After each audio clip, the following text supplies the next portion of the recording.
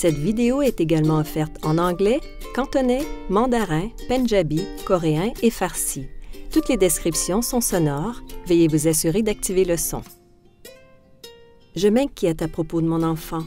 Où puis-je obtenir de l'aide? Quelles questions devrais-je poser? Quand une jeune personne de la famille est affectée par un problème de santé mentale, il peut s'avérer difficile de trouver de l'aide, et savoir par où commencer est le plus souvent l'étape la plus pénible. Cette vidéo a été conçue comme point de départ dans vos recherches. La première partie vous donne un aperçu du système de santé mentale en Colombie-Britannique et vous montre par où commencer. La deuxième partie explique ce à quoi vous devez vous attendre et comment vous préparer pour votre rencontre avec un professionnel de la santé.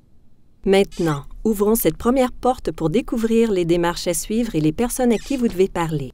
Le système de santé mentale en Colombie-Britannique est composé d'un nombre important de personnel et de services visant à aider enfants, adolescents, adultes et familles connaissant des défis liés à la santé mentale, qu'ils soient légers ou graves. Le gouvernement finance certains de ces services, tandis que d'autres sont payés par les particuliers. Il existe de nombreuses options et cela peut sembler éprouvant au premier abord, mais c'est justement cette multiplicité de choix qui fait du système un précieux outil pour vous et votre famille. N'oubliez pas d'avancer étape par étape, et la première étape, c'est de trouver la bonne personne à qui parler. En voici 4 avec lesquelles vous pouvez commencer. Première option, votre médecin de famille. Une visite à votre médecin de famille ou une clinique sans rendez-vous est une excellente manière de commencer. Un médecin peut vous aider à identifier les facteurs contribuant aux symptômes de votre enfant et vous conseiller ou prescrire des médicaments si nécessaire.